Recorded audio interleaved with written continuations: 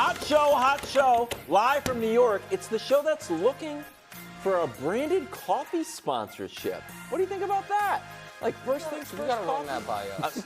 I'm going to talk to the sales department. If you own a coffee company, we're going to get a lot of airtime. It's first things first. Today, cut some more guys. And then, get even better. No, and that's why Josh and Sean McDermott needed to try to find a way to make this work.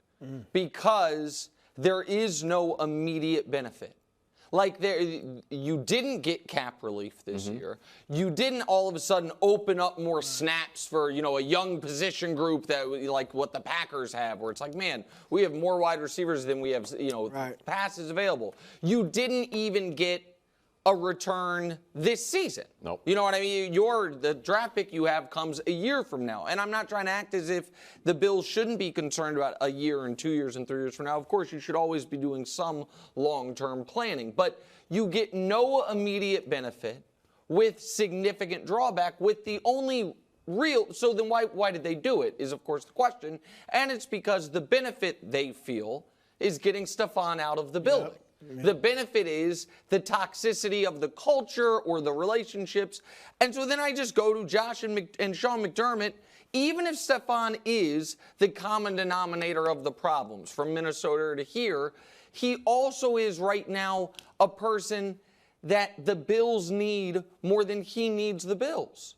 Because nobody's looking at Stefon Diggs saying, he's in bad shape now. It's worked out great. Yeah. It has worked out great for him, and he gets his money. And because here's the problem, Brew. They don't have any good options. So they are not – I don't believe they have any chance of trading for T. Higgins because I don't think Cincinnati will do it. Maybe they could trade their first-round pick for Brandon Ayuk, but they clearly don't want to add another super expensive salary. Yeah. That's why Poyer and Hyde and Trey White and those guys, they had to get rid of them. Okay. So they'll draft a guy at 28. Well, that's a problem as well because you know that Marvin Harrison, Neighbors, and Odunze are going top 10 or at least top 12. You know those three are gone. So then you're just hoping that you go almost 20 picks of the draft with no receivers taken so you can draft wide receiver 4. Or more likely you end up drafting wide receiver 5 or 6. Like, that's not a path. And I'm not saying it's not doable and you can't get a good player. Yeah. Right, but so they have no great options here, Brew, and they have no immediate replacement. And obviously they're not better. So that's the problem. The thing is, I'm sure they did try. I mean, I think that's why, or a big reason why Stefon was on the team last year. Because this isn't new. Remember, it began last year and maybe even before that. I mean, the playoffs was obviously the year before. So I think they tried everything they could. And for whatever reason, Stefon he remained a problem. And I do think it was primarily Stefon. I mean, we talked about it when it happened, but if a family member that's close to you tweets something out, then if it's not true or if you really want to shoot it down, you go out and you shoot it down in no uncertain terms. All right? You don't just say, that wasn't me. No, shoot it down. And so I do think they felt that's the only reason. Because like you said, there's no present benefit for it. But look, it sounds silly when he says, are we better now? No. All right, but look, the Bills, I'm not going to kill him. They went for it, Nick. They went for it. All right, they did what Houston is doing. That part's true. They did what Cincinnati did. They did what San Francisco's doing. They did what Kansas City did. Yeah, yes. When you have a quarterback on his rookie deal who's really good, you go for it. And they went for it, and the problem is that they didn't get a Super Bowl. They didn't even get to a Super Bowl. But after it happens, win or lose, you got to tear it down. And so now they're tearing it down. The good thing for them is they still have Josh Allen. And for all his warts, and really it's one, he's reckless with the football. Well, it's kind of but he's still a great quarterback. Yeah. He's got more touchdowns than any quarterback, you look at this graphic, since 2019 by a wide margin, by 23. You see Mahomes is second. Now, obviously, that includes rushing touchdowns. What a graphic. Look at that. It's Mahomes and folks that he would not be in the same room with except for Dak. Well, remember, hold on, Russ. It's since 2019. No, I understand. So Russ is obviously a lot of that Seattle. Kirk Cousins has been prolific. It's just Can I interesting. tell you something, my takeaway? And Aaron Rodgers is won 2 MVPs since 2019. No correlation between touchdowns and winning football. See, I'm just saying. No, y'all can mock and all that. The Bills have been a winning team. They just haven't been able to get over Mount Mahomes. It is a fair takeaway. Dak has been a winning team. I don't think it includes playoffs. So Dak is good in the regular season. And Rodgers, So can I give a different silver lining quickly, Wild? Yeah, and then I have one too. Yeah, who is not Brett Favre, who is the quarterback you compared Josh to yesterday? Modern quarterback. Oh, Cam Newton, yeah. Well, I was saying, if they're going to have him run more and he's going to take more hits. Right. Yeah. I'm not talking about that. But there's some other similarities. Yes, of course. So this is what Cam went through. They got rid of Steve Smith. And then they ended up bringing in Kelvin Benjamin through a late draft pick. Now, that next year, there's kind of a sweet and sour to this for Bills fans. That very next year, the Panthers were 7-8-1, and Cam took a step back. Now, they did win their division and actually won a playoff game, as the NFC South was brutal then, similar to how it is now. It's brutal a lot of the time. The year, and so it was like, hey, we don't need Steve Smith. He's a bit of a headache. Steve Smith ended up going on and playing a lot more years. By the way, they brought in Kelvin Benjamin, the late-round draft pick. They had Greg Olsen, a tight end. We know the Bills like their tight end. The next year, Cam and the team took a step back. The year after that was the 15-1 and MVP season. And so that was Cam's career. It was, you know what I mean? Like every season, it was every other year. It was a roller coaster, right? Yeah, exactly. And so the point that I'm making is the player that, you were saying there's some stylistic similarities to, went through some. Stephen Ruiz pointed this out on Twitter yesterday, and I thought, I was like, oh, he's right. And I went and looked. And so the very next year, Cam did suffer significantly. But the year after that, without their big investment wide receiver that year was Ted Ginn, just a deep threat, had the best year of his career. I like Ted Ginn. Yeah. Good run. So here's another glass half full look at it. Joe Brady wants to run. Yeah. Granted, he was the OC at LSU, or a passing game coordinator, I think. It's like air it out. Goes to Carolina, doesn't really work. But when he took control of that offense, he decided to throw the ball the least and run the most, and it's worked. Went 7-2. Their rushing percentage was the most in the league at 51. And granted, there's not huge, like the lowest is, 47 or something. But rushes the game first, rushing yards third, rushing TDs third, and Allen had 48 designed runs or sneaks in that span, which is the most of anybody, Brew. So I know you're worried about the injury component of that, but it feels like Joe Brady saw Josh Allen be a gunslinger and have there be a ceiling on this. Like, you know what? Let's just run the ball. This is what you're great at. And they went 7-2 with him. So I assume they're going to try to do that this year. And maybe, it sounds mean, but they didn't need Stefon. No, I think they saw. I think that's one of the things that convinced them they could move on from Stefon. We always say it. If you're producing, we'll put up with the distractions and the problems. But if you're not, then we won't. And Brady, I'll give Brady credit to Joe Brady.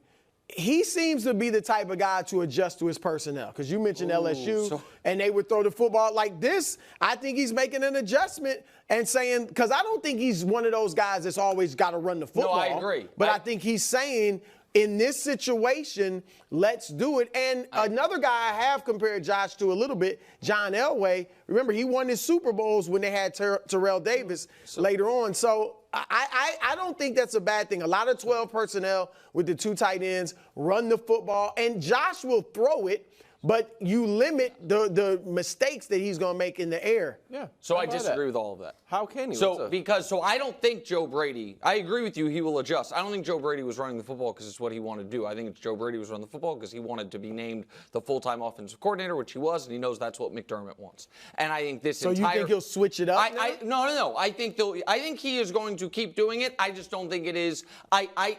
Right now especially, The best thing the Bills have going for them, warts and all, is Josh Allen. And all of a sudden, asking him to be a game manager is not the way for them. I don't think he was a game manager at the end because he's running a lot, too. Right. And he will throw it. And that's the other thing that I think is not how you how you use your franchise quarterback to put him in that type of jeopardy. But I want to be very clear here.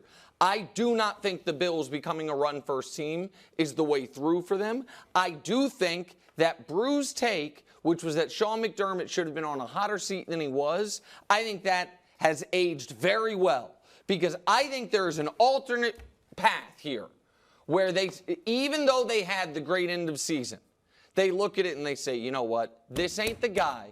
We need to bring in an offensive coach that can salvage the Stefon Diggs relationship. Maybe if you bring in, whether it's the Detroit offensive coordinator that everybody loves, whose name is Ben Johnson, or maybe you steal Bobby Sloak away from Houston. Somebody would want to coach Josh on the offensive side.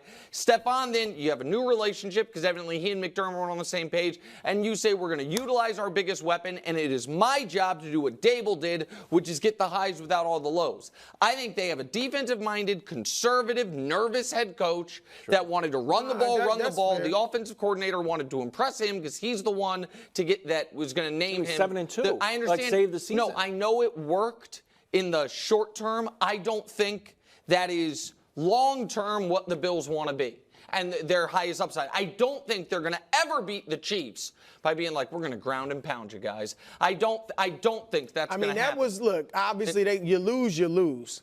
But that was a good playoff game. I mean, they lost by 3. You know what I mean? And they outplayed the Chiefs for a good chunk of that game. They also were about to go down 10 in the fourth quarter, and even though that fumble happened, they still lost the game. Like, I don't know. I think that's the wrong approach personally, but it's the approach Sean McDermott wants, and I think it's a mistake. Mangini loves it.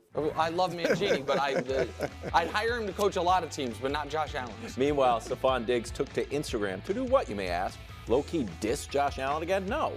To thank the city of Buffalo. I can't begin to express the amount of love and respect I have for the city of Buffalo.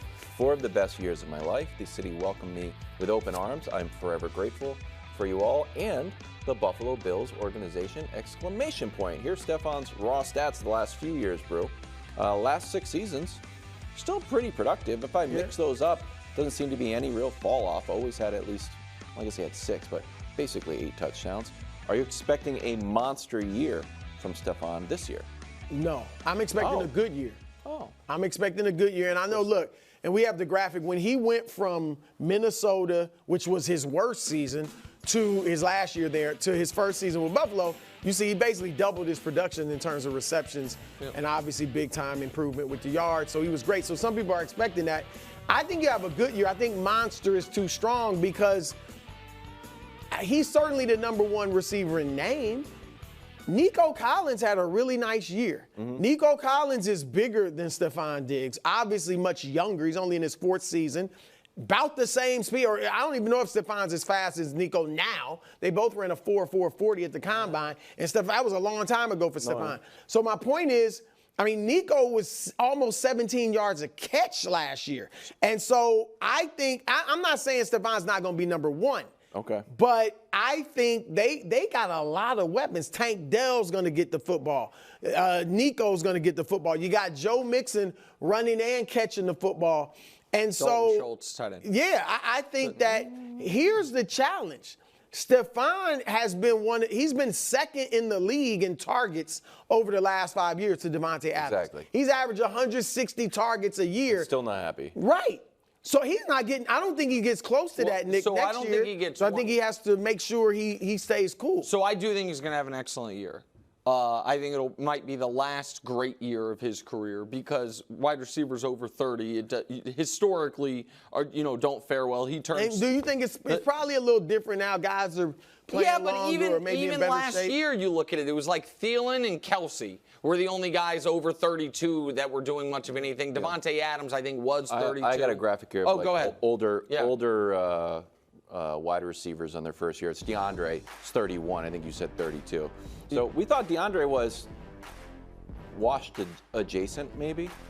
He was good. He's not what he used to be. I think he is en route to that, yes. Yeah. So But that's a good year. that's a solid year for, no quarterback kind of carousel. I think he's going to have a big year. I am very nervous. I watched the Shop, Nick, when Stefon was on, and one of the reasons he said he wanted to leave Minnesota was because he didn't want to be number 2 to Adam Thielen. Yeah.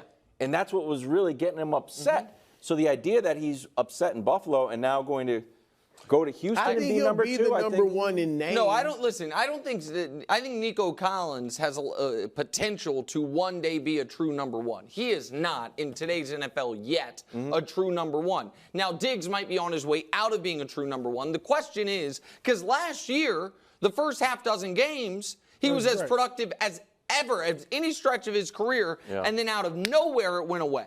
And so it was very clear, and it was well before Joe Brady took over. So, but here's what I think he's going to benefit from quickly. One is he's never had this much talent around him in his time as Buffalo as he does now. In Buffalo, they were just doubling him every play. Yeah. I shouldn't say that. Every play is not true. It was the Chiefs' strategy when they played him was double him, and that's why Gabe Davis had the monster playoff game that he's still living off of and other things. But so I think you're not going to be able to do that there. I also think, and Josh cooked this up, I appreciate it. Josh, we can show you. Deep down the field, last year CJ was unbelievable, and Josh struggled mightily. And so can Stefon Diggs take advantage of some of that a little bit more? And I do like chip on your shoulder, angry diva wide receiver, at least for a year.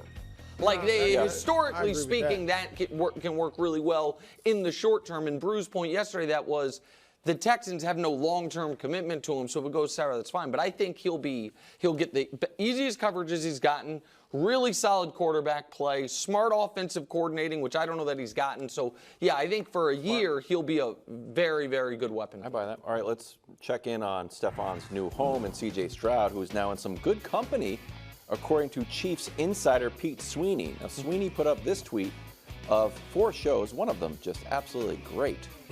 We'll miss you, Good Morning Football. Is all with the same basic questions. Is Watson-Mahomes the next QB rivalry, or is it Lamar versus Mahomes, or Allen versus Mahomes, or Burrow versus Mahomes? So Sweeney's like, oh, Stroud's up. So, Brew, do you think this is now Stroud versus Mahomes? Well, look, I think, as I said yesterday, Kansas City and Baltimore, to me, are the top tier of the AFC. I think Cincinnati and Houston are right there below them. And I'm not going to sit here and say C.J. Stroud right now definitely is better than Lamar and Josh and Joe Burrow. Let's not forget about him. But what I will say is he has something in his favor in this type of argument or debate that all of them lack. So he's a better passer than Lamar. We would agree, right? He's an outright better passer than Lamar Jackson. Josh Allen, he's more poised, and he doesn't make the mistakes that Josh Allen makes. C.J. Stroud last year led the league in interception percentage, which was 1.0. I mean, that's a great interception percentage. No, but that's still great. I mean, even he threw 5 last year in 500 attempts. What if he throws 9? I agree with you, Wildes, but both could be true. Last year could be the cleanest he ever is with the football, and he still could be less interception prone. Exactly. He's still not going to be Josh Allen in terms of recklessness. Burrow, let's just face it, he's injury prone, and it's not just, it'd be bad enough if it was just the NFL. In college, he had his share of injuries. All right, so he's got that issue. Stroud doesn't. So even if you want to throw in Justin Herbert, already C.J. Stroud's got a playoff win, and Herbert doesn't. So I think Stroud is showing at this early stage that he's got advantages that all of those other great players, they have a deficiency that he does not have. Yeah, there are no challengers. I know everyone wants, and we can just put up the graphic and put all 4 of the guys together. Combine them into one Captain Planet-esque, Frankenstein's monster of quarterbacks, and they're still trailing Mahomes in everything but MVPs. And Lamar's carrying the heavy load there all by himself. And I did 40 touchdown seasons to be nice. We could have done 50 touchdown seasons, and of course Mahomes has one of those as well. So here's the deal. I said it before, I will say it again. Nobody gets to be Tom Brady or Peyton Manning when Patrick is both of them. You're going to have to be, you know what those 4 quarterbacks get to choose? Hey, guys, have a draft. Who wants to be VJ Singh? Who wants to be David Duval? who wants to be Ernie Els and who wants to be Phil Mickelson, because you're up against Tiger Woods. Yeah, the left-handed guy will be. My personal, feelings would be that David Duval should probably be Josh Allen. Showed the highest peak. People thought there was a lot of smoke. People still talk about that 59 round that he had one day. No, it was on the cover of Sports Illustrated. Go remember, Wildes. He had the great Oakleys on, but never quite reached his potential. With the golf. I think that Joe Burrow will be Phil Mickelson. Okay. And Ernie Els, you know what? I give that to CJ, and that leaves VJ for Lamar. That's what it'll be. But it is not Brady Manning. It is Gretzky against Messier and Lemieux and others, and it is Tiger against the field. There is no rival. You could have used Jordan. Who's Barkley? Who's Malone? That would have been easy. You could have went there. Yeah, but why would I use a guy who's not even the best in his own sport historically? That wouldn't make sense. You definitely couldn't have used LeBron. Instead, it would have to be LeBron and Steph right there. I mean, you don't even think that. No, as far as era, LeBron's You better don't than even Steph, think that. but it's the era in terms of winning. Right. That's what I'm Which is talking why about. I They was both got talking 4. golf. I didn't bring up basketball. No, you don't. I just wonder why, because it would have been a cleaner It wouldn't have been cleaner. analogy. It would have been. Who's going to be Barkley? Who's going to be Malone? Who's going to be Reggie Miller? Who's going to be, all No, that? but then the list is over. Just those 3 guys. Not Those are the really. only Gary 3 Payton, guys. Sean Kemp, Gary a Payton, lot of other guys. Drexler. Clyde Drexler. Yeah. There's a lot of guys. Thanks for watching. Subscribe here to get more from the show and to check out clips from other shows on FS1.